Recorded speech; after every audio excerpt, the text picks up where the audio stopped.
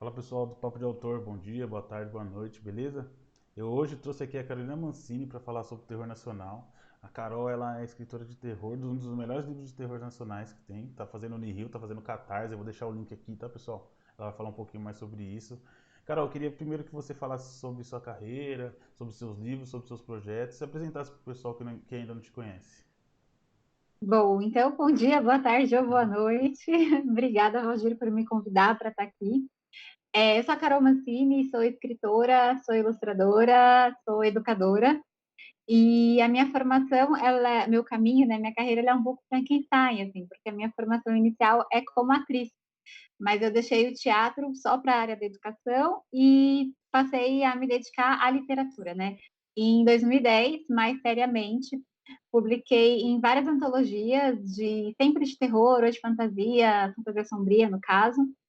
E aí, em 2016, que eu lancei o meu primeiro livro, porque eu senti que eu já tinha me preparado bastante enquanto escritora mesmo, né? Porque quando a gente começa a escrever, a gente acha que assim que você pôs o ponto final, tá pronto. E aí, como eu participei de algumas antologias com editoras fortes, assim, que trabalhavam mesmo na revisão, na melhora do texto, aí eu fiquei um tempo aprendendo esse ofício. E em 2016 lancei meu primeiro livro, que é uma fantasia urbana com influências de temáticas indígenas, que é o Dias de Chuva. E em 2018 eu lancei a primeira edição do Nihil, que é o meu livro de terror com distopia. E agora, né, em 2021, estou fazendo a segunda edição do Nihil, com capa nova, com artes novas lá no Catarse. Tá um projeto bem bacana. Tá um projeto bacana mesmo. Já fiz a minha contribuição. Eu já li o Nihil por e-book, né? Mas assim, primeiro é um fato engraçado, porque os três melhores livros de terror nacionais, na minha opinião, lógico, são de três mulheres. Eu tenho medo disso, porque né, o país que a gente vive talvez esteja influenciando, né? Mas o seu, o da Glau e o da Francine Cândido são três, assim, disparados na frente dos outros livros de terror nacional. E o Nihil tem uma coisa que é uma coisa que eu admiro muito nos livros, que é a viagem dele é boa. Fora a história, a viagem. Você lendo ele, você tá dentro dele. E assim, o final, o meio, o começo, o interessante é cada página lida. Isso é muito difícil de acontecer nos livros, né? E não digo só nos livros nacionais, nos livros em gerais. E chegam algumas partes que fica até meio poético o livro e ele tem várias maneiras de ser escrito diferentes. Então, assim, para quem gosta de literatura, eu recomendo não só terror, porque é uma você conseguiu escrever de várias maneiras diferentes dentro do mesmo livro e cortar aquela narrativa linear que a gente está acostumado. Como você se inspirou para fazer? Porque assim, é uma narrativa muito diferente do que a gente está acostumado no terror e funciona muito bem. Então assim, você tentou uma coisa nova e acertou. Como que você planejou essa coisa toda no Unreal? Nossa, primeiro, obrigada, fico muito honrada aí com a comparação com as autoras. E muito feliz com o seu comentário, assim, é sempre muito legal, muito gratificante ouvir, né, que a gente está fazendo um bom trabalho. E as narrativas, na verdade, eu comecei a escrever, as 5 primeiras eu era bem nova ainda e não dei continuidade ao projeto, né? E depois que eu me senti madura, que eu resolvi voltar para o Nihil. E no teatro eu conheci Samuel Beckett, né, que é um dos meus dramaturgos favoritos. Ele viveu a Segunda Guerra Mundial e passou a fazer teatro depois, né, depois desse momento histórico, vamos dizer assim. E ele lidava muito com a ideia do vazio, né? Dessas palavras que, na verdade, dizem nas entrelinhas, dizem nos silêncios. E aí foi a minha inspiração para escrever terror de uma forma diferente, né? Como são muitas narrativas, só de Nihil, né? São mais de 30, são 31, se eu não me engano, fora as poesias, fora, né, as cartas, os relatórios e tudo mais que tem no livro, eu usei um pouco mesmo o meu conhecimento enquanto atriz, né? De me colocar no lugar de outras pessoas. Eu acho que o papel da arte é um pouco a gente se colocar no lugar do outro, gerar empatia, falar a partir de outros pontos de vista. Então, eu me diverti, na verdade, muito vivendo cada uma dessas vidas, apesar de serem vidas que estão definhando, né? Seu livro de foi uma experiência muito legal me colocar na pele de tantos personagens.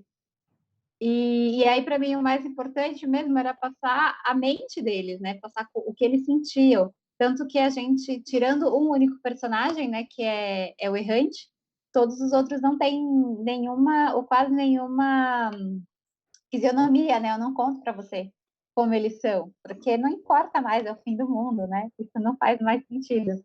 Então, criar essas narrativas veio dessa inspiração, né, do teatro, de poder me colocar no lugar de pessoas que não sou eu. Sim, e é muito legal mesmo. Essa forma narrativa que você colocou no livro eu achei muito boa. E assim, inovar, assim, eu nunca li nenhum livro que tinha a mesma estrutura, assim, nunca tinha lido. E inovar é uma coisa muito difícil. E acertar inovando é uma coisa mais difícil ainda, né? Então dá pra ver que tem que ter algum tipo de estudo por trás. Não foi o dom, né? Que alguns autores nacionais insistem que é o suficiente, né? Dá para perceber, você lendo, dá para perceber que tem alguma coisa a mais, né? Tem alguma história atrás para ter conseguido criar tanta narrativa diferente e, como você falou, carta e poema e tudo se encaixar, tudo encaixa, não tem nada fora do eixo lá no livro. E quem me conhece sabe que eu não faço média não. Quando eu acho o livro bom é porque eu achei o livro bom mesmo.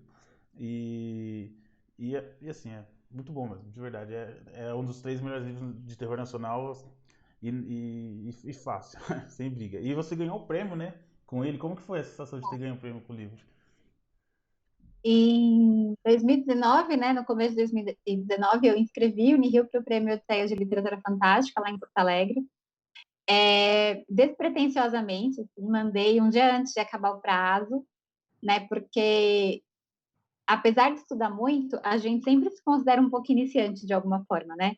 A gente sempre acha, não está pronto ainda, mas tem uma questão de apoio ao prêmio, né? Porque, não, acho que todo mundo que tem acesso ao prêmio tem que apoiar, tem que se inscrever, né? Então, um dia antes de acabar, eu me inscrevi. E aí eu fiquei entre é, as 3 finalistas, né, do livro, de melhor narrativa longa de horror. E foi assustador.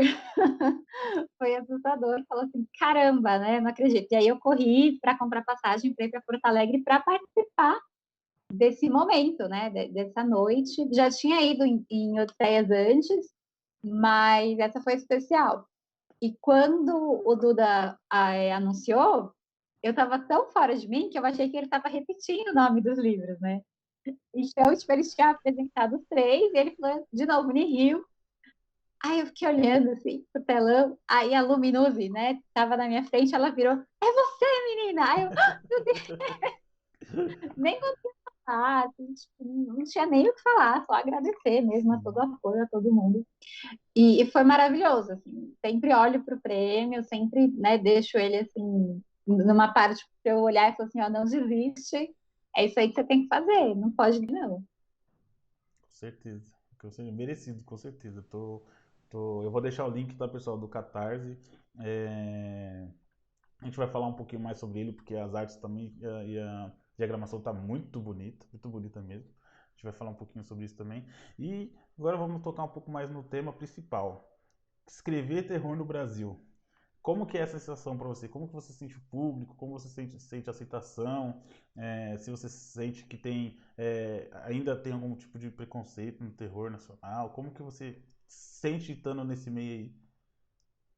Eu acho que o terror, ele sempre vai ser o lado B, né? Isso às vezes ele tá um pouquinho mais famoso, e às vezes ele desaparece, e aí a gente sofre muita influência de coisas externas, né? A gente sofre muita influência do filme que está mais na moda, das séries que estão mais na moda. Teve uma Bienal aqui em São Paulo que vários stands que eu entrei assim não tinham livros de terror, né? Era muito assim, só realmente nas independentes, ainda assim a gente tinha que caçar um pouco. E aí a gente viu que 2 anos depois isso já estava um pouco melhor, né? Então a gente sofre bastante essa influência do que está lá fora, e do que está na moda mesmo, para conseguir vender um pouco mais. Mas o público de terror foi uma das coisas mais bacanas. Assim, eu acho que é um público que ele não liga se você, para quem escreveu, sabe? Ele, assim, ele não liga se você é mulher, se você é homem, de onde você nasceu. qual a sua história, ele quer uma boa história de terror, ele quer se assustar. E isso foi a coisa mais gratificante, assim, de fazer terror, de escrever terror. E eu não sei se no resto do mundo é assim, mas aqui no Brasil, eu acho que dentro da nossa literatura de gênero, o lugar do terror é um dos mais legais para a gente trocar com o leitor, para a gente trocar com o público. A gente brinca, né, que tem algumas outras ficções de gênero que o pessoal ainda é um pouco mais retrógrado, né, que tem alguns preconceitos, e no terror eu nunca senti isso. Pelo contrário, eu sempre vi as portas abertas, tanto para quem quer ler quanto para quem escreve. Agora, escrever mesmo terror no Brasil, eu acho que o desafio, além da gente conseguir ser mais aterrorizante que o próprio momento, É, além disso, é a gente escrever de uma forma que faça sentido para o nosso público, e o público está pedindo isso cada vez mais, né? Então, assim, sempre eu vou ler Edgar Allan Poe, mas eu não posso escrever como Edgar Allan Poe, né? Não, é outra época, é outro país, é outra língua, né? Então, assim, eu já estou lendo a tradução, então a gente tem que tomar um pouco de cuidado, principalmente com os cenários que a gente vai tratar, como a gente vai retratar os nossos personagens, né? E pensar mesmo em coisas que façam sentido para a gente. E quando a gente é escritor, a gente precisa olhar para o nosso redor, né?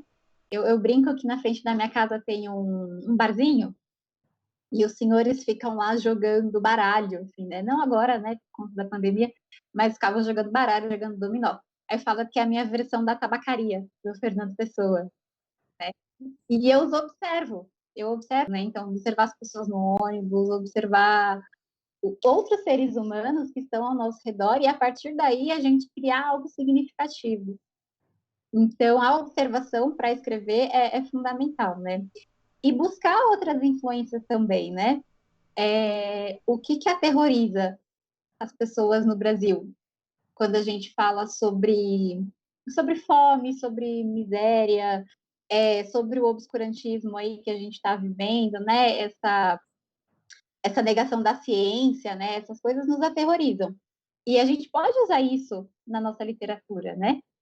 Assim como a gente pode usar o folclore também, assim como a gente pode usar referências nacionais e lugares assombrados do próprio Brasil, a gente pode usar tudo isso. Mas o mais importante, eu acho que é usar as pessoas, no bom sentido, né? Nos inspirar nas pessoas sim, que estão à nossa volta e no Brasil inteiro para poder escrever. sim, com certeza. E eu tô escrevendo agora uma. Eu tenho um conto de zumbi aqui em São Paulo e ele tá virando uma HQ.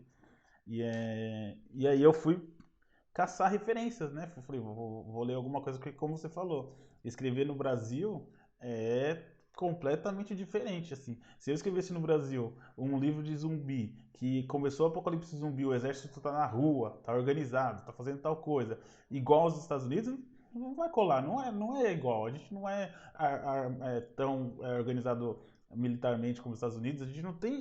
Muda muita coisa, muda como as pessoas. Ainda no começo do meu livro da minha HQ, tem a crítica, como você falou, do momento que vivemos agora, né?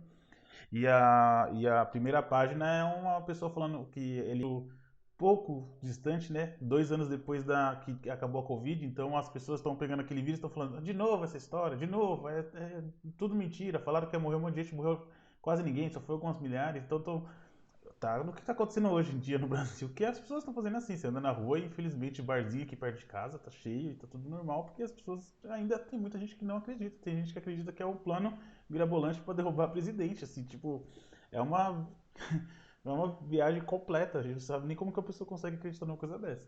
Mas é como as pessoas estão agindo, né? E apesar de geralmente as pessoas extremistas terem alguma ideia, até porque o extremista no Brasil ele se espelha muito extremistas de outros países, né? Apesar, né, de enfim, né? Mas a história é totalmente diferente, é como você falou. Eu lembro que eu escutei um podcast, me perdoa até a pessoa que estava como convidado lá no 12, nos 12 Trabalhos do escritor do AJ, eu esqueci o nome do convidado. Mas ele falou uma coisa que, assim, é uma coisa que ficou gravada em mim, que é, se viesse um ET pro Brasil, será que a pessoa não ia pegar ele e convidar ele para ir num pagode, num bar? tipo assim, a gente tem uma visão diferente de como que o ser humano reagiria, né? E, e eu sinto muito falta disso aqui no Brasil, no terror. Eu não sei qual que é a sua percepção, mas eu vou procurar no Kindle Unlimited, é muito difícil de arrumar. Tanto que quando a gente começa a conversar com as pessoas que escreveram, eu vou, eu já li, esse eu já li, esse eu já li. É difícil alguém indicar alguma coisa nova pra mim, porque tudo que tem lá que parece interessante, que parece bom, eu já peguei e já li. E, e é uma pena, porque os livros que eu li são todos ótimos, são todos excelentes. E você fica aquela, por que não tá acontecendo? Por que não tá sendo escrito tanto assim? É, assim, voltado, né, para o Brasil, né? Porque a gente vê muito livro em Londres, né? E eu não tenho nenhum tipo de preconceito, acho que a pessoa tem que escrever o que ela quer, mas eu quero consumir é mais coisa voltada no Brasil. E você acha que tem algum tipo de preconceito nosso para escrever só no Brasil, que a gente tem medo de não ser tão bem aceito assim? Eu acho que tem um preconceito de um lado, né, essa síndrome de Uhum. vira-lata aí que a gente carrega, de achar que o que a gente faz é sempre inferior, né? E assim, gente, nós temos problemas como o resto do mundo tem, né? O nosso pior problema no momento, enfim, a A gente gente sabe sabe qual qual é. que é, tem nome e endereço. É, a gente sabe. Mas é igual essa mesma questão da pandemia, assim, se a gente pega é, na França, um pouco antes deles fecharem tudo, o pessoal estava fugindo para a Itália, que não ia fechar. Então, tem a diferença talvez seja justamente uma questão de governo e que a gente entenda para que serve o governo e cobre o governo, né? A gente é muito jovem ainda enquanto nação e a gente é muito grande para pensar e seguir para o mesmo caminho. Então, acho que isso é o que nos dificulta muito. Mas na arte a gente produz coisas incríveis, mas a gente tem preconceito. Até por não ver, né? Então, assim, talvez com a Netflix, com algumas coisas sendo feitas em outros lugares, e também no Brasil, e a gente consumindo, o pessoal perceba que não precisa ser tudo com cara de feito nos Estados Unidos, né? Ou na Europa. Então, assim, o estouro que tem agora das séries coreanas, né? Isso é uma outra forma da gente ver o mundo.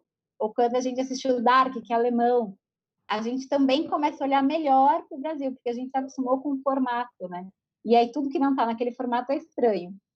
E aí é a síndrome de vira-lata. Mas, além do preconceito, eu acho que é um pouco vício do escritor, né? Porque, assim, pô, é super importante você ler os clássicos, e é importante mesmo, tem que ler mesmo, né? É muito importante também a gente ler o que está dando certo lá fora, mas também ler o que está sendo produzido aqui, né? Senão eu não vou conseguir sair do vício, assim. Senão eu vou escrever uma história na cidade de São Paulo e todo mundo vai ser branco, loiro e alto. Porque eu estou reproduzindo o que tem lá, ou o meu padrão de beleza, o meu padrão do que é certo, o meu jeito de falar, eu vou estar copiando disso que eu li, disso que eu assisti. Então, a gente precisa consumir mais do que a gente faz e conversar mais sobre isso para poder criar algo mais com a nossa cara. Uma das primeiras coisas que eu li, que eu fiquei assim alucinada, foi Kaori, da Júlia, né? Da Júlia Moon. E, assim, foi a primeira vez que eu vi mesmo a cidade de São Paulo no livro, né? E aí eu fiquei alucinada com aquilo. Eu falei assim, gente, é isso, né? Mas talvez se eu não tivesse lido Kaori, eu não teria despertado rápido para isso, para falar, não, então é desse jeito que tem que ser. Sabe? Aí você vai descrever a casa e tem na casa que você descreve tem um jardim na frente, né? Uma porta basculante. Assim. Não, tem portão, corredor, outra porta, né? Aqui em São Paulo, aqui na periferia, mas se eu for numa cidade do norte vai ser de outro jeito, numa cidade do sul vai ser de outro jeito.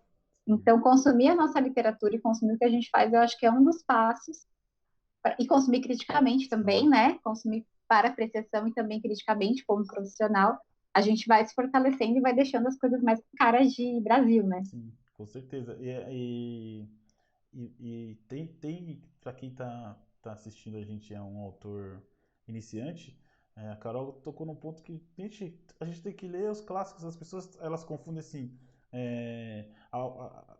mistura, porque tem certa aquela discussão de colocar o clássico para um jovem, para um adolescente, como primeira questão de leitura. é, mas a gente não está falando com uma pessoa de 10 anos, a gente está falando com um autor que está querendo escrever um livro, um autor nacional, ele tem que ler um clássico nacional. Machado de Assis é muito brasileira a história. Suassuna é muito brasileira a história, não é a nossa realidade. Porque a história deles são nordestinas, mas esse é muito brasileiro e são livros excelentes. Então a gente consegue colocar nossa realidade dentro do livro e transformar aquilo numa história muito boa. Então, a gente tem as nossas diferenças aqui no Brasil, como você falou, e tem muita coisa igual, porque o ser humano acaba sempre caindo numa tigela, parece. Mas a gente tem essas diferenças culturais, tem muitas diferenças que a gente consegue colocar dentro do livro e fica uma coisa muito diferente, muito boa. A história do ET sendo levado para um pagode, cara, tem muito cara de brasileiro. Parece uma coisa absurda, mas tem muito cara de brasileiro. Eu fiquei pensando assim, nossa, eu conheço pelo menos umas 5 pessoas que tentariam fazer isso. Se não fosse um ET, né, com lâmina e jogando ácido na cara de ninguém. Se fosse alguém humanoide, o cara ia pensar isso, com certeza. Então, é, essa síndrome do vira-lata que a gente tem nacional, assim, ela tem que morrer, porque a gente escreve muito bem no Brasil. A gente tem livros muito bons no Brasil. Eu leio muito nacional, eu sei que eu tô falando. Se eu olhar aqui no estante aqui, eu só deixo alguns livros. Mas é 80% nacional e são todas histórias excelentes. A gente teve a Karen Soarelli agora, que foi finalista do Prêmio Jabuti, e a gente teve o seu livro com o Prêmio da Odisseia. Assim, é a gente tem que começar a parar com isso e tem que começar por nós, autores. E o jeito da gente trazer, tirar essa síndrome do vira-lata é criando boas histórias. Agora a gente está com o Rafael Montes na Netflix, com o Bom Dia Verônica. É uma baita porta de abertura para a escritora. A gente tem também o Ernesto Tavares, que colocou o A Todo Vapor no Amazon Prime. Eu estou dando só um exemplo, né? Eu acho que já tem mais de dezenas de histórias baseadas em livros nacionais e streamings por aí. Então, assim, a gente está crescendo, a literatura do Brasil ela está crescendo muito rápido, as pessoas não têm ideia, mas a gente está crescendo muito rápido, a gente está colocando muita coisa no mercado. É lógico que a Amazon ajudou a isso, né? O Kindle ajudou a gente a conseguir colocar, mas é muito importante a gente perder essa síndrome do vira-lata, a gente ler os clássicos e a gente escrever histórias no Brasil. De novo, por exemplo, fantasia. Fantasia tem o eurocentrismo quase, né, colado nela. A maioria das histórias que a gente vê, ela tem aquela pegada medieval, né? Medievalesca, né? Como a Ana Rodrigues já me falou que é a melhor maneira de falar. Mas e por que não pode fazer uma fantasia no Brasil? Pode ter, tem bastante. Tem o João escrevendo fantasia no Brasil, tenho mais amigos que estão terminando livros agora. Então, assim, é, o Brasil tem uma cultura gigantesca, a gente consegue usar isso em diversos gêneros, e o terror é um deles. Eu gosto muito de ler terror, é o gênero que eu mais gosto de ler. Eu tenho 2 histórias de terror, uma que passa em 1970, aqui no Brasil, e uma nos dias atuais. E eu não consigo me ver escrevendo alguma história que se passa na Europa ou nos Estados Unidos. Eu não consigo nem me ver escrevendo isso, porque na minha cabeça a gente já está no momento que a literatura nacional é muito relevante para o país. Mas a gente tem que começar a demonstrar mais isso. Eu acho que assim, livros bons como o seu ajudam isso a aparecer. E, e quem está escrevendo agora, coloca isso, coloca isso no papel. Tem que aparecer, tem que tirar essa síndrome de vira-lata, porque a gente não tem isso, não tem por que ter isso, não tem motivo nenhum pra gente ter isso. A gente não tem nada, a gente não perde nada pros autores internacionais. Se a gente for falar de clássico lá pra trás, a Europa, principalmente, os Estados Unidos, eles têm uma história mais, como você falou, a gente ainda é muito novo, né? Então eles têm uma história mais longínqua, é, mais forte, só que a gente começou. Eu acho que a literatura no Brasil hoje ela tá vira na chave. Eu acho que nós autores que estamos trabalhando nisso, no futuro a gente vai ter o prazer de falar que ó, eu participei dessa virada. Eu tava lá quando era tudo mato. É, na verdade, assim, a gente vê o pessoal batalhando, né? A gente começou a escrever muito antes de mim, abrindo Sim, caminho mesmo, e aí a gente segue e vai abrindo mais caminho e vai alcançando mais leitores, e não existe, assim, competição, né? Tipo assim, eu leio você, você me lê, e aí o seu leitor me lê, e o meu leitor lê você. Isso a gente vê muito, né? Que agora a gente, mas a gente vê muito nos eventos. Um indicando o livro do outro, um divulgando o livro do outro, compartilhando. E é isso que a gente tem que fazer, porque assim, a gente sabe que a leitura não é o hábito principal, né, no Brasil. Existem N culpados, mas aí a gente para de pensar um pouco nos culpados e fala, então, o que nós podemos fazer, né? E sem dúvida, escrever o que faz sentido não só para o jovem, né, mas para o leitor em geral brasileiro, faz com que ele pegue gosto pela leitura, né? Quando ele se vê naquela história, quando ele vê um personagem que é como ele, ou no qual ele se inspira, isso aproxima ele da leitura. Ou que, sei lá, tem um livro que tem uma gíria, ou que fale de um lugar que ele conhece, pelo menos que ele ouviu falar, e você vai criando intimidade com esse leitor e vai aumentando o número de leitores. Eu recebo muito tipo de comentário de uma galera mais jovem, né, que assim, pegou, estava lendo só, enfim, aleatoriamente coisas que não eram nacionais. Aí começou a ler nacional e falou, nossa, é isso aqui, né? E realmente pegou para si esse gosto por ler e por ler literatura feita por brasileiros, né? Que eu acho que é uma questão também, a Nikele Witter fala, que a gente precisa falar que é literatura brasileira, né? Nós fazemos literatura brasileira, não só nacional, porque às vezes parece que nacional é um pouco menor, né? Então, assim, a gente é a literatura brasileira como a Clarice né? Claro, não estou comparando a gente com a Clarice, porque nem é uma questão de comparar, nem é o mesmo gênero, nem nada, né? Mas a gente precisa assumir mesmo, e não uma bandeira patriótica, não é isso, né? É muito pelo contrário. De usar toda a potência que a gente tem cultural, como você comentou, para as nossas histórias.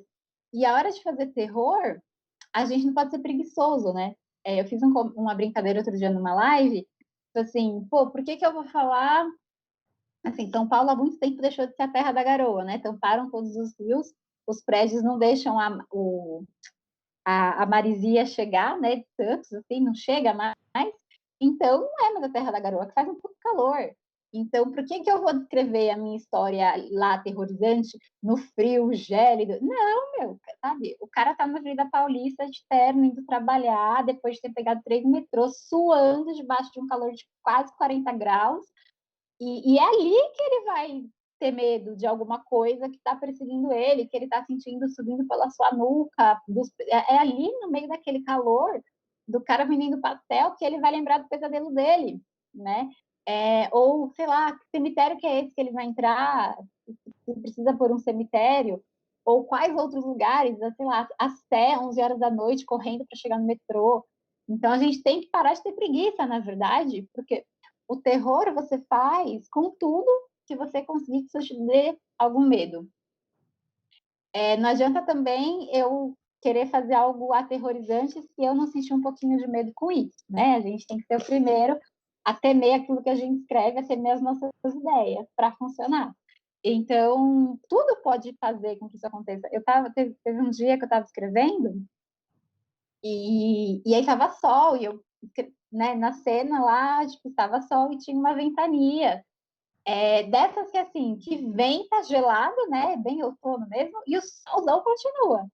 E aí isso aconteceu aqui em casa venta muito. Eu falei, meu, é isso, né? Traz isso, traz assim. E aí você vai olhar, olha o sol, nosso sol é diferente.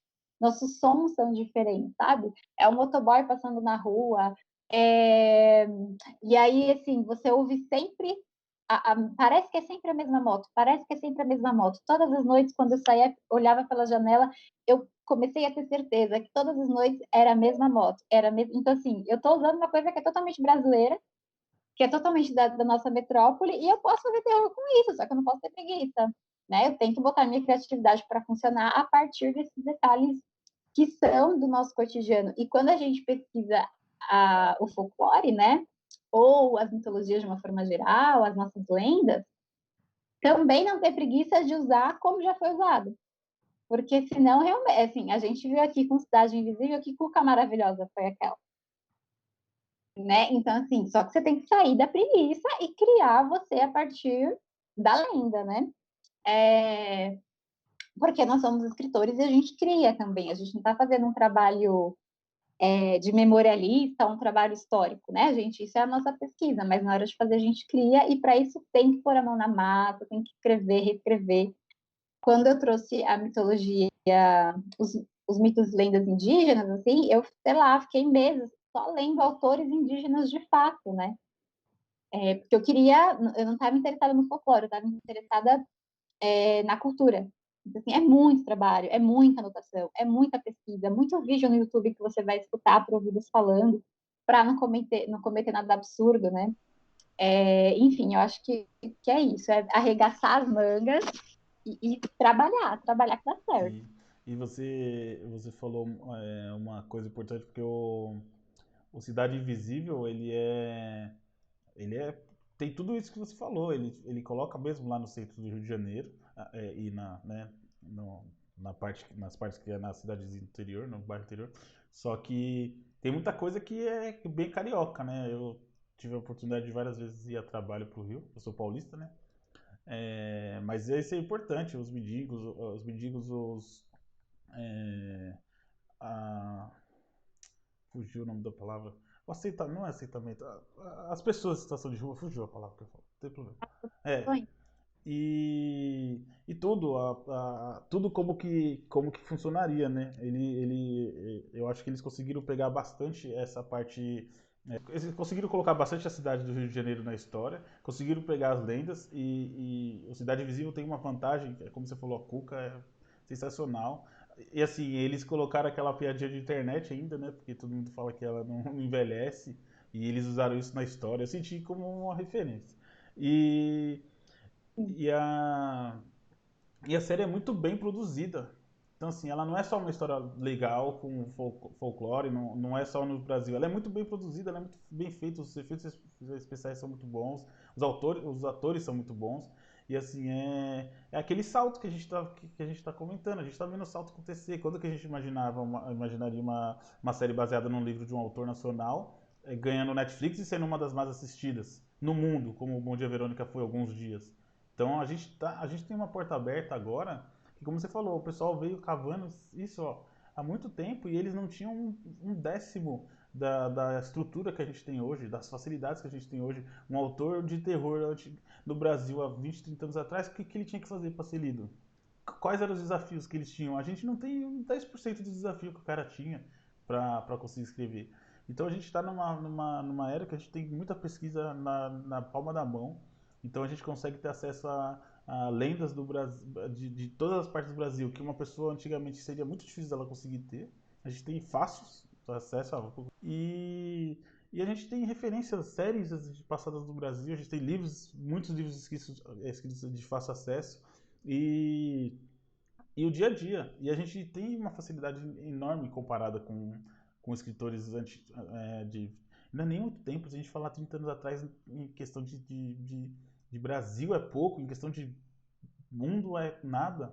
Então, assim, a gente está tendo uma facilidade na nossa mão tão grande, a gente tem que aproveitar isso. E você falou uma palavra que cai muito bem nos escritores iniciantes. Se você que está assistindo se ofender, me desculpa, mas a gente tem que dar um choque às vezes.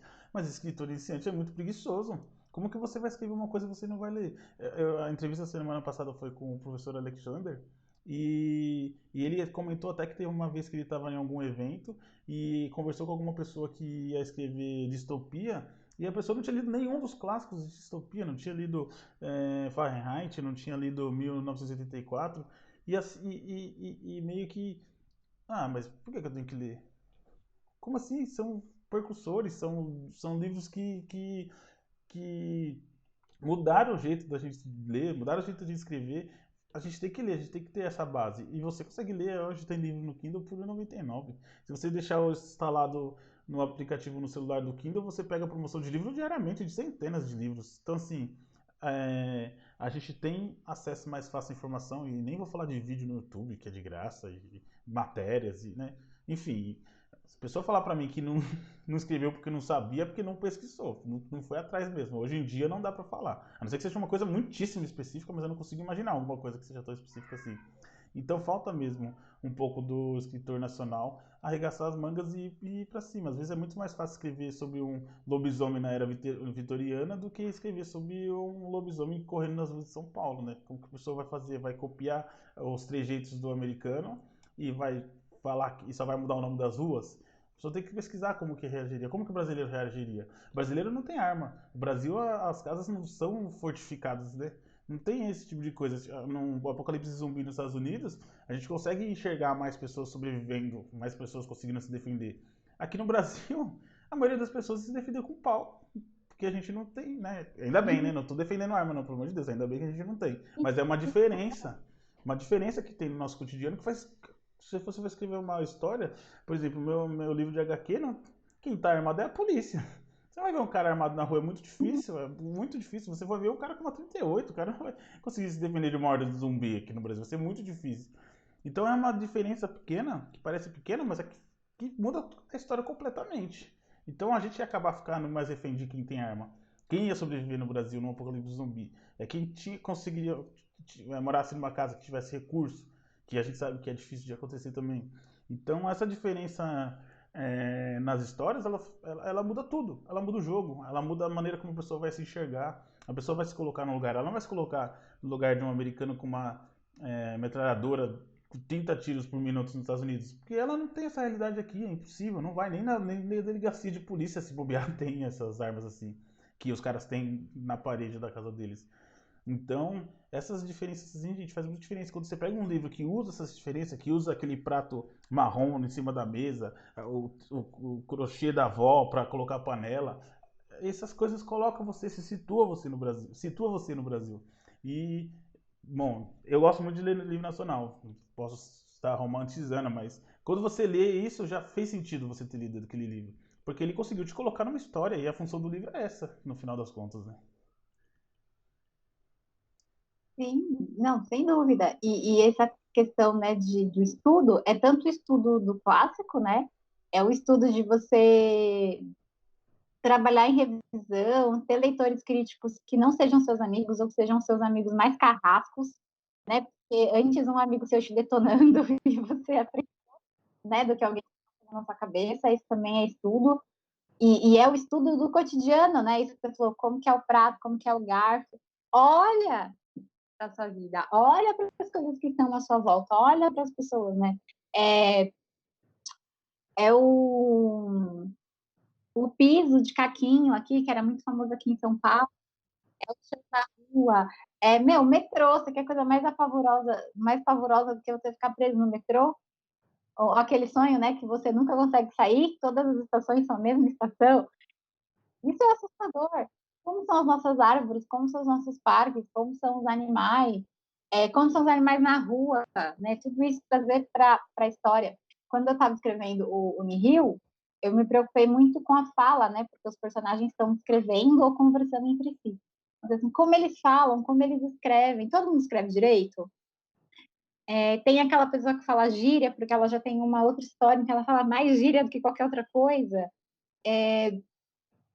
Quais são os medos que eles já tinham antes da névoa, né? Porque Nihil tem essa névoa que vai assolando tudo e alguns falam, a gente percebeu que estava vindo, mas a gente não se armou porque a gente tem essa característica de estar tá correndo para sobreviver já no nosso dia a dia, né?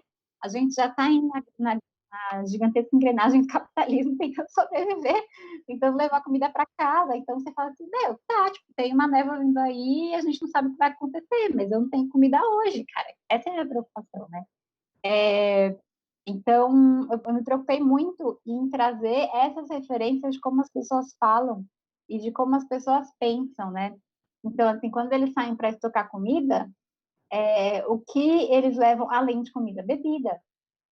Né? Brasileiro bebe muito, né? Assim, a gente brinca da nossa cervejinha e não sei o quê, mas o brasileiro tem apreço pela bebida e isso faz parte da nossa história, né? Por N motivos, por questões, algumas até negativas, ou por questão de socialização. Então, as pessoas levam isso. Ou então, além de um supermercado, né? Onde as pessoas vão tentar se esconder onde mais? Meu, posto de saúde, né? Todo bairro tem um posto de saúde, isso é muito característico nosso. As nossas escolas são coisas bem características que podem aparecer. Eu me preocupei muito em trazer essas coisas da nossa vida, né? Esses nossos medos e essas características de como a gente fala, de como a gente se comunica para a história. Então, eu não sei, eu acredito que isso é uma das coisas também que faz o pessoal curtir, né? Porque, assim, por mais que eu diga que é no mundo inteiro, eu acho que não tem nenhuma dúvida de que aqueles que estão falando, né, que têm voz na história, estão no Brasil, né? Estão aqui. E, enfim, eu acho que é uma coisa que a gente precisa sempre estar atento. Eu gosto muito de trabalhar com essa sensibilidade humana, assim, porque eu acho que, então, o que tem de mais brasileiro somos nós, né? Somos nós. Para as partes boas e para as partes É, ruins, sim, para todos os né? lados, né? É.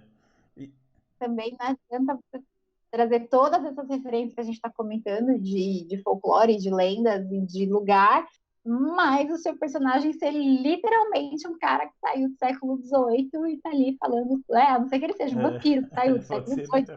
XVIII. Aí você, né, trabalha para deixar Sim, isso claro. Mas se não é isso, esse estudo é um estudo também do meio, né? É um estudo também das pessoas, é uma coisa também de empatia, de colocar no lugar do outro e tal. Sem julgamento, né? Porque a ideia também não é. Bom, a gente julga só um pouquinho às vezes, mas tentar não julgar muito. sim. A gente tem aqui no Brasil muita coisa diferente que a gente pode usar, né? E assim, eu gosto muito de terror. Eu sempre leio, assim, eu leio tudo, porque eu sou escritor, eu tenho que ler tudo. Então, ultimamente eu tenho lido muita coisa fora do que eu costumo ler, mas assim, se eu tô lendo menos para estudo e mais por diversão, eu tento sempre ler algum livro de terror. E por exemplo, eu gosto muito de Stephen King, mas não é a mesma coisa. Porque as histórias são muito no Manning. São todas no Manning, na verdade, né? Então, assim, eu não tô lá. A gente tá seguindo o que ele tá dizendo, mas a gente não tá vivendo aquilo normalmente.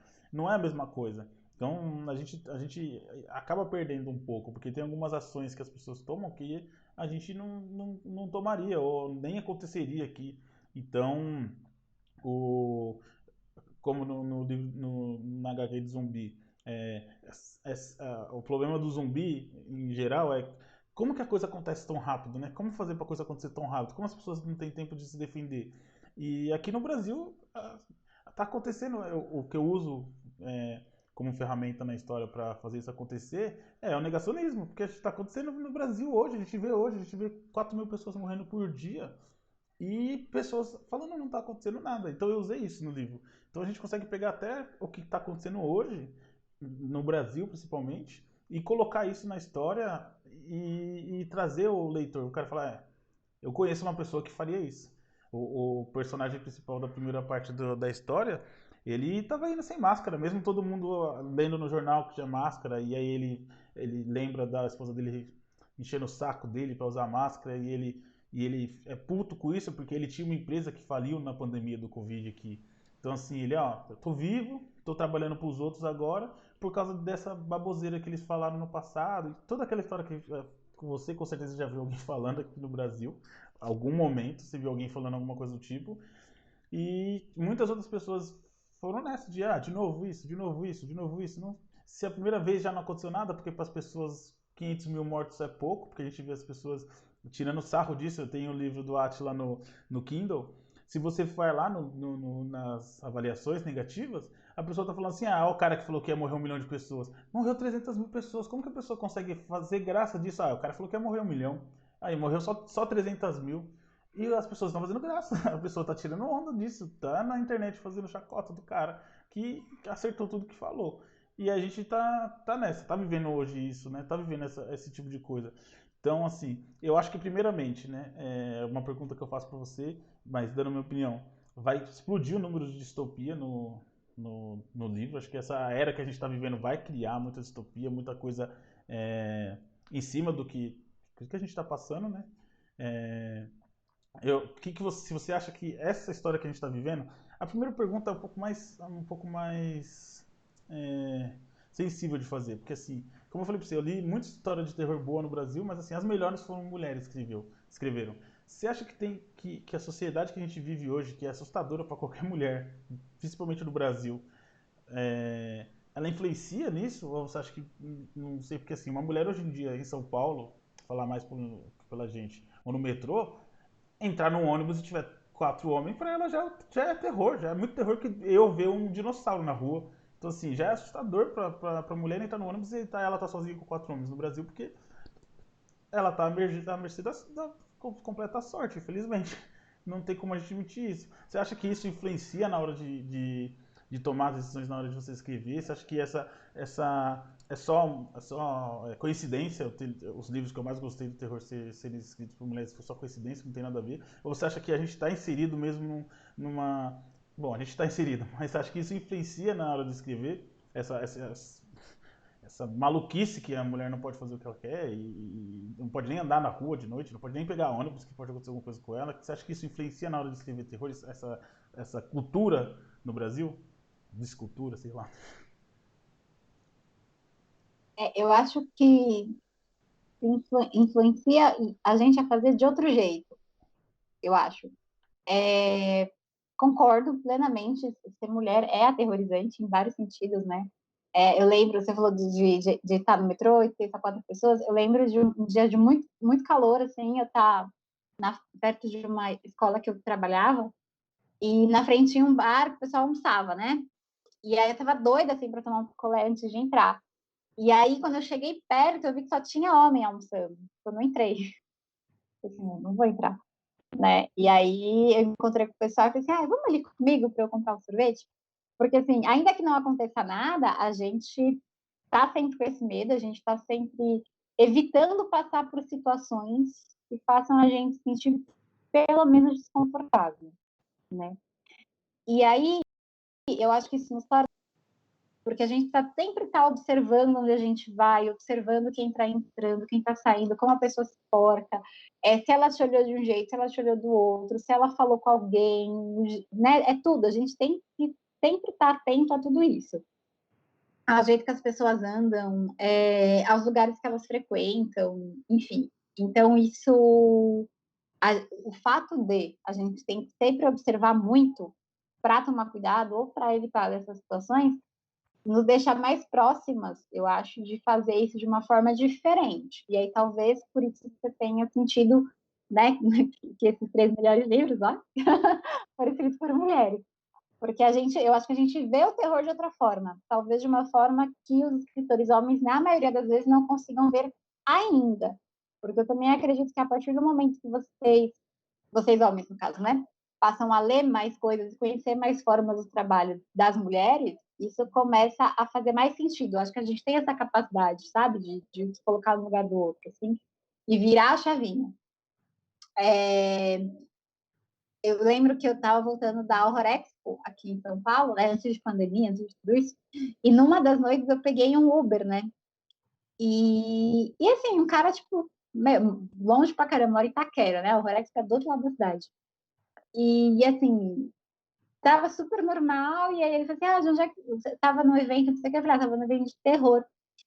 E aí o cara, tipo, ele poderia estar na maior inocência do mundo, falando que o que ele mais gostava de terror era relativo a serial killers. Eu já pirei, entendeu?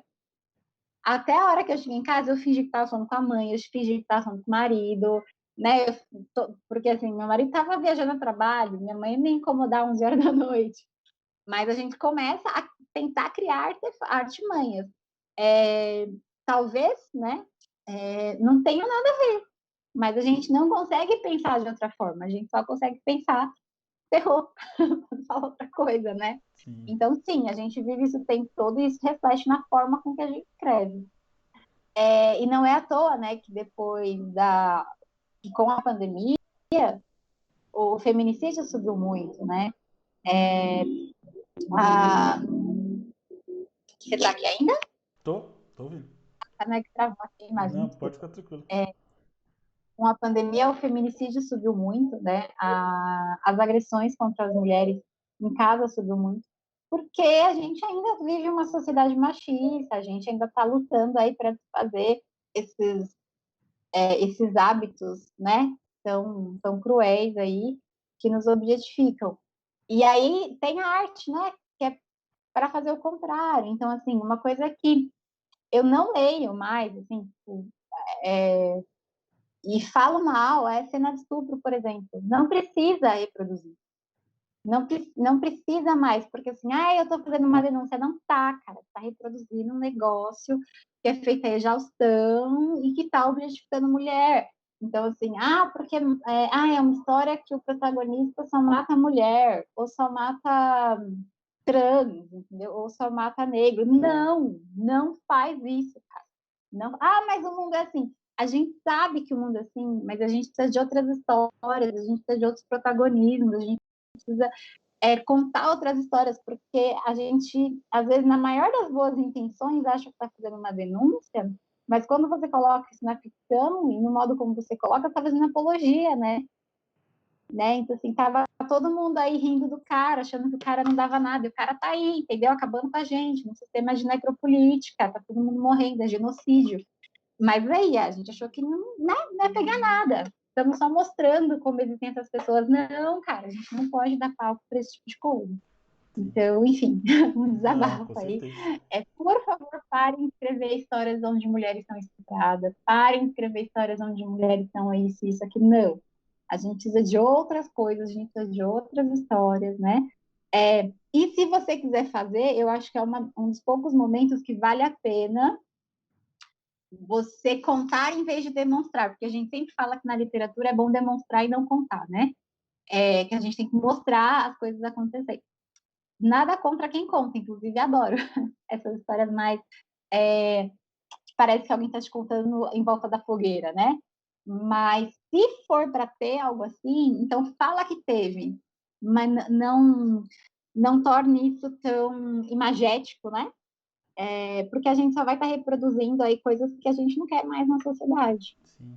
E por isso que a gente está tendo um aumento na demanda, e eu acho que agora passa a ser uma exigência ter leitor sensível na hora que você escreve a história, porque você não vai conseguir se colocar em muitos lugares. Então, por exemplo, eu escrevi o Barba agora, que eu sou meio maluco, Carol. Eu escrevo o que dá na cabeça. Então, tem história de pirata, tem o suspense, tem o terror. E agora eu escrevi o Barba, que conta a história de um mendigo aqui em São Paulo. Só que ele é um cara muito inteligente e ele tá na rua por opção.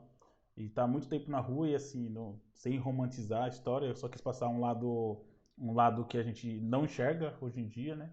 Peguei algumas histórias que eu vivi, algumas conversas que eu tive e coloquei ficção em cima.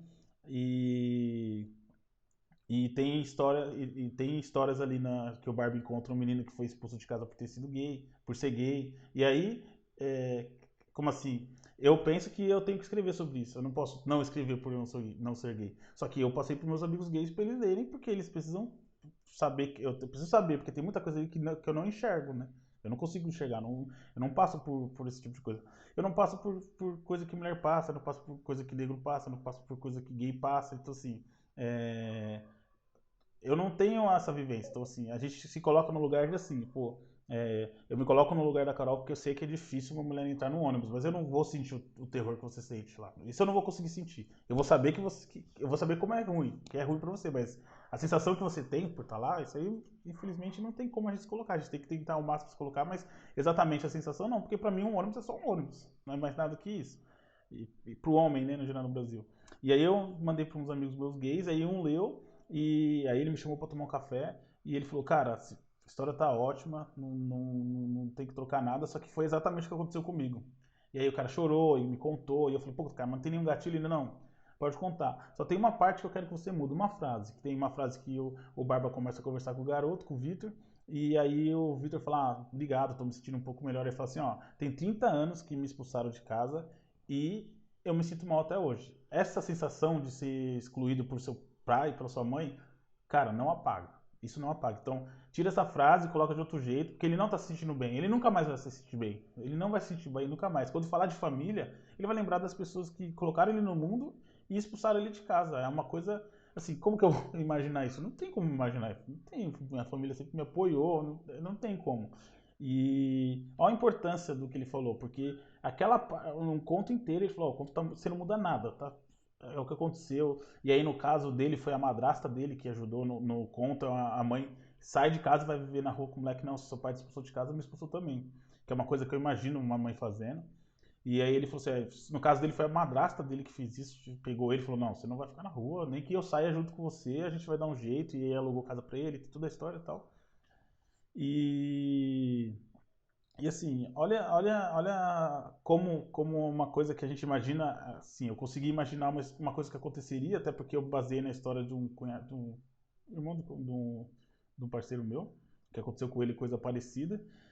Mas olha como uma coisa que pra mim não. Tipo assim, o Barba só falou pra ele assim, alguma coisa, tipo, ó, cara, não é assim, família, assim, não vão te deixar. E o cara falou que se sentiu bem e ele falou, cara, não se sentiu, isso não vai acontecer. Porque aconteceu comigo, com meus amigos e ninguém nunca vai se sentir bem. Então pra mim era uma coisa boa, tipo assim, ó, o cara tá lá tentando apoiar, falar pra ele esquecer, ele ser gay não significa nada, que quem acha isso é bom, toda, né, a história. E isso deu um gatilho no cara negativo, porque ele falou, não, cara, ele não ia sentir isso não, porque tem 30 anos que eu tô na rua, que aconteceu isso comigo, o cara, um amigo meu de trabalho, um cara super competente, assim, nem precisa, não deve nem precisar mais da família dele pra nada, mas assim, não apaga, isso nunca vai pagar pra ele. Então é uma coisa tão pequena, mas ó o que acontece. Então as pessoas têm que entender que leitor sensível é muito importante, principalmente quando você toca numa parte da história que não é o que você vive, que não é o que você está inserido. Então a gente tem que tomar, como você falou, a gente tem que tomar cuidados. A gente sabe que quando a gente escreve o primeiro livro a gente comete erro, que quando a gente está começando a gente comete alguns erros, mas a ideia do papo de autor é isso, a gente tentar evitar alguns erros que as pessoas cometem, é por isso que tem muito conteúdo na internet, é por isso que a gente traz autores que já estão no mercado aqui, para a gente começar, você não precisa cair nos mesmos buracos que a gente caiu, você pode saber o atalho da ponte, não tem problema. Isso não é um problema, né? E eu acho que essa questão do leitor sensível, né? E é também a gente tentar escrever com Sim, sensibilidade. Provavelmente, esse seu percurso de colocar a história desse personagem foi feito com sensibilidade. Então, o escorregão foi muito sim, pequeno, né? Não precisou reescrever o texto. E aí, quando a gente trata de situações como essa, né? Como eu falei da questão de estupro e dessas coisas, como você fala sobre isso, né? A partir de que pontos de vista, o quanto tempo você demora na cena, uma coisa assim, dá para falar mais em cinema, mas na literatura isso acontece também, né? A maioria das cenas de sexo, por exemplo, o ponto de vista é do homem. E nas cenas de estupro também, né? Então, assim, olha aqui que louco que a gente não se dá conta, e aí, se você não toma cuidado, você vai reproduzir isso também, né? Então, assim, se precisa falar sobre isso, assim, tem muita coisa que a gente tem que falar, não é escrever um mundo imaginário onde essas coisas não existem, não é isso, né? Mas não só reproduzir um padrão, que em vez de você estar trazendo uma reflexão, estar trazendo uma discussão, você vai estar fazendo propaganda de uma coisa negativa. Então, assim, tenha sensibilidade, não tenha pressa, mande para leitores sensíveis, isso é muito importante. Aceite opinião, né? Não quer dizer que você vai aceitar tudo todo mundo falar, mas reflita com sinceridade sobre isso e que dá certo, que o caminho, né? Que você vai conseguir aí criar uma história legal que vai fazer as pessoas se repetirem, que vai envolver seu leitor, sem sem estar contribuindo para um aumento de um padrão de violência, né? sim. Eu ouvi um escritor também uma vez falando, que também era ator, que ele parou de fazer teatro um dia porque ele só era escalado para fazer papel de bandido. Aí ele parou de fazer teatro um tempo e foi escrever suas próprias histórias, porque pelo menos nas histórias ele podia ser o protagonista. Então, assim, pô, se você quer muito fazer história, que tem uma mulher que sofre, que apanha, que não sei o que, que não sei o que, que não sei o que. Meu, toda mulher tem amiga, cara. Coloca uma amiga que tá empoderada, que quer ajudá-la, entendeu? Que superou os obstáculos, que não sei o que. Faz contraponto, né? Dá uma possibilidade de mudança. Pô, eu não sou mulher, e aí o que eu faço, né? Faz com cuidado, conversa com as suas amigas, pede para elas lerem, né? A mesma coisa, assim, eu trabalhei no meu terceiro livro, que está na gaveta, aí esperando novidades. A minha protagonista é uma menina negra. Porque eu me inspirei muito nas minhas alunas, né? É uma história, uma fantasia sombria, só que mais para o público jovem, ali 15, 16 anos. E aí eu falei, meu, esse livro não pode ir para frente sem passar por leitores negros, né? E aí teve até a minha amiga Maggie que leu, ela falou assim, não, tá super bacana, tal, mas tipo, aqui você botou que os cabelos dela tá vendo que ela usa tranças, né? Tipo, assim, não tá, Carol, né? Arruma isso aí. Mas eu falei assim, também não tem assuntos que não são para eu tocar, né? Que, enfim, ela é a protagonista e tal. Então, passa para o leitor, e isso, assim, não importa o quanto você seja experiente, quanto você seja bom, passa para as pessoas daquele meio lerem sobre os personagens e dar o feedback, né? E não confunda no terror essas situações de opressão com histórias de terror, né? Existe o gore, existe todas essas coisas, mas assim, é isso que você quer mesmo? Você quer construir essa história de terror a partir de uma divulgação de uma violência, a partir de reforçar padrões de comportamentos que são negativos? Você quer mesmo fazer isso? Você se pergunta, né, antes. Pô, tem tanta coisa para você explorar no terror, tem tantas coisas. É, e aí, você colocou essa questão aí do garoto que foi expulso de casa por ser homossexual, né? Meu, isso por si só é aterrorizante, né? Mas o que mais eu posso colocar se eu fosse pegar essa sua linha narrativa para criar uma história de terror? Quais as assombrações que acercam esse garoto para além dessa situação? Quais são os seus outros medos? Quais são os seus outros sonhos, né? Ele não é só o trauma dele, como você falou, hoje ele, enfim, a pessoa de fato, né, que leu, tá super bem, enfim. Então, assim, a gente tem outras coisas para além daquilo que nos aprisiona. Então, assim, além do medo que eu tenho de sair na rua por ser mulher, eu tenho meus outros sonhos, eu tenho aquilo que eu sou boa, eu tenho as minhas potências, né? Então, também não crie personagens bidimensionais, sabe? Crie personagens complexos, que sonham, que têm desejos, que têm medos, que erram, que acertam, e, enfim, sair do estereótipo. O estereótipo é muito bom para algumas coisas, para te ajudar no começo, para te ajudar a criar. Estereótipo não é o grande vilão é a preguiça, que acha que você vai botar os estereótipos e aí essa história vai dar certo, né? Exatamente. E sabe como vocês fazem para ter personagens mais complexos, mais profundos? Lendo mais. Isso ajuda muito. Então, leiam, galera, leiam bastante. Não tem o que fazer, se preocupem. Tem que se preocupar com o leitor sensível, cara. Não tem o que fazer, você não consegue se colocar. No Barba tem um conto que ele encontra o cachorro dele, né? O cachorro que faz parte da vida do amigo dele. E só que junto com ele estavam os irmãos deles que foram jogados. Bom, coisa que acontece diariamente com o filhote, né? E para mim para mim aquilo é uma coisa que acontece comumente. Tem amigo meu que leu o livro e falou, cara, isso também me chocou porque é, são os animais, foram jogados como são jogados normalmente, né? Infelizmente a gente sabe, né? Como que o animal aqui tem serventia no Brasil, o pet, né? Mas para ele deu aquele choque que eu não imaginei que daria. Não imaginei que daria. Nenhum momento passou pela minha cabeça isso. Mas quando a pessoa coloca o ponto de vista dela, você fala, pô, realmente, olhando por esse ponto de vista seu, que eu não imaginei, a coisa é um pouco diferente. Mas não é nada absurdo, gente. Eu não matei nenhum cachorro. Bom, eu não fiz nada de ruim com os cachorrinhos.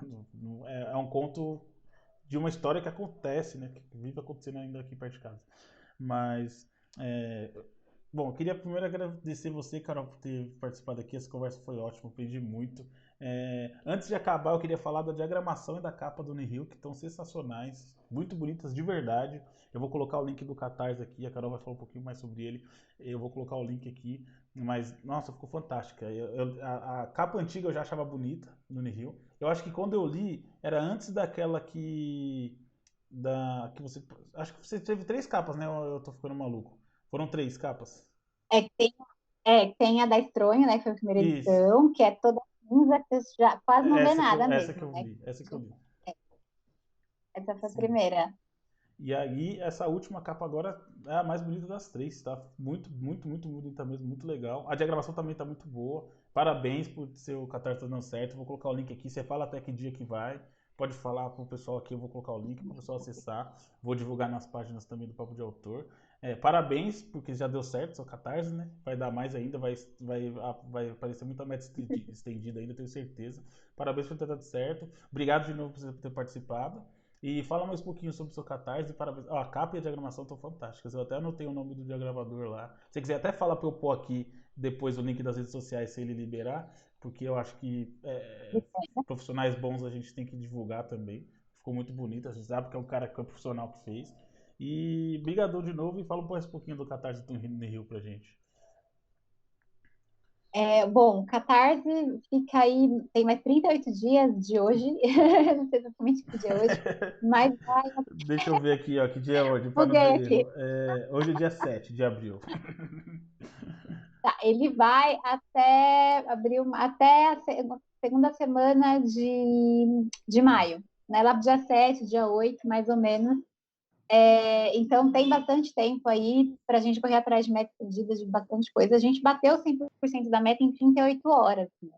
Foi uma coisa assim alucinante.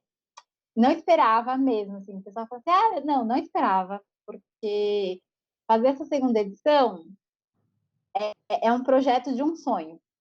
O Nihil, ele foi feita a primeira edição, aí depois ele ficou bastante tempo na Amazon, e aí eu sentia que eu precisava ir além com ele, eu precisava fazer algo diferente, mas não sabia o que era. E o Rafael Salles, que é o diagramador, é meu amigo pessoal já faz bastante tempo, a gente se conheceu através da literatura, e, enfim, nos tornamos amigos de tomar café juntos, de, enfim, tomar cerveja juntos, não, ele não bebe, só eu.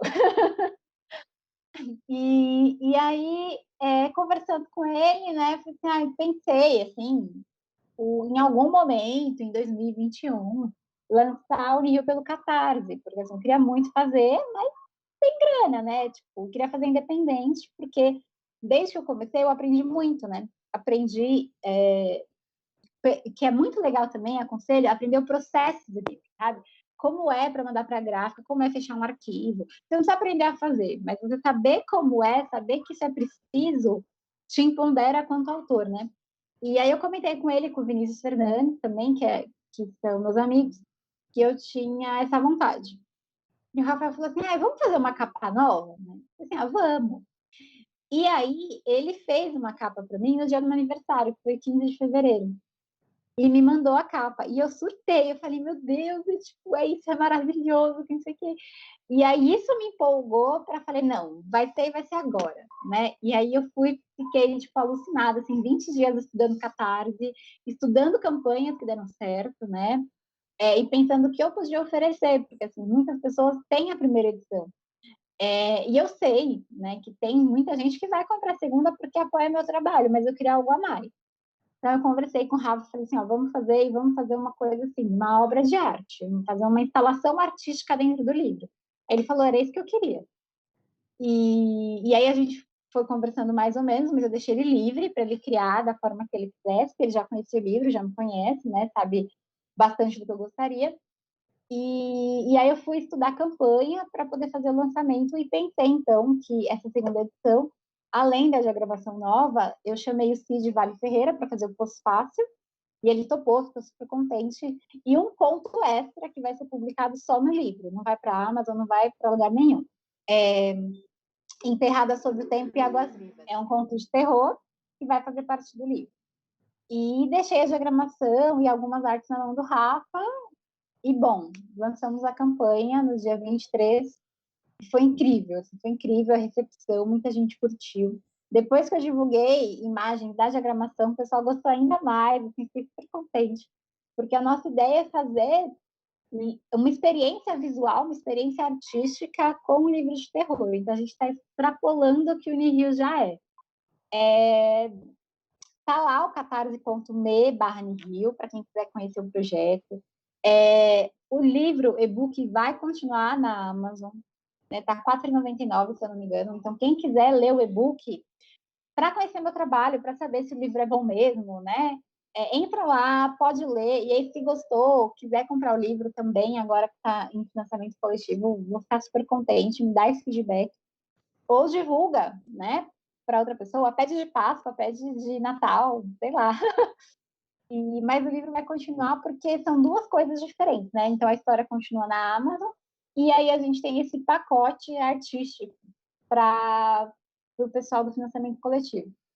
E aí a gente bateu super rápido, a meta, e eu fui atrás das metas estendidas, o pessoal me cobrou bastante. E aí a primeira meta estendida que a gente bateu é um ensaio do Tiago Prada, né, que é historiador, sociólogo, enfim, estuda um monte de coisa, dá várias palestras super bacanas, que ele vai falar sobre o horror, o mal e o trágico.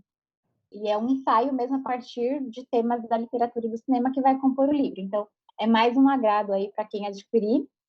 E agora a gente está na busca dos 200% já, né? É até um pouco assustador falar.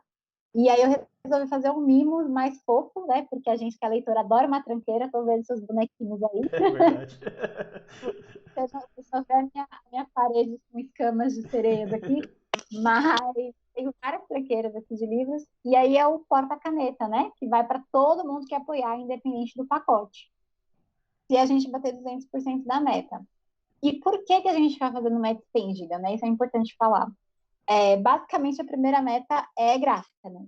A gente é a grana da gráfica, porque eu não posso mandar imprimir 50 livros, tem que mandar imprimir muitos livros. Então, basicamente, a primeira meta é a meta, tipo, para o livro acontecer, para poder viabilizar o livro.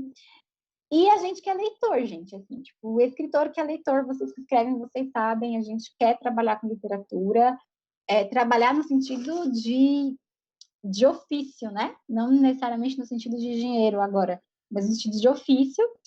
E o que a gente quer é leitor. Então, quando a gente faz as metas estendidas, a gente quer alcançar mais gente, quer alcançar mais leitores. E quem já apoiou também se empolga para divulgar, para conseguir um pacote mais cheinho, né? Porque você apoiou lá com R$ 40, o pacotinho Sim, básico do livro e do marcador. Já vai o livro agora com esse extra do Thiago, aí a gente batendo 200%, vai mais um brinde, assim a gente vai até chegar no último dia de sim, campanha, né? O céu é o limite para a literatura com nacional. certeza. Com certeza. Vai passar, tenho certeza. Daqui a pouco eu vou ver lá no seu Facebook, no seu Insta, os 200%, tenho certeza. Clara, Clara. Obrigadão de novo, pessoal. Se inscreva no canal, siga a Carol nas redes sociais, eu vou passar aqui os links dela. Vai lá apoiar a Unirio, vocês não vão se arrepender, vocês podem me cobrar depois. E brigadão, brigadão de novo, Carol. Até a próxima. Algir, muito obrigada pelo convite. Foi muito gostoso esse bate-papo, muito gostoso mesmo. Saber mais sobre o seu trabalho também. E, pessoal, deem uma chance aí para o Nihil, que vocês não vão se arrepender. Obrigada mesmo, Algir.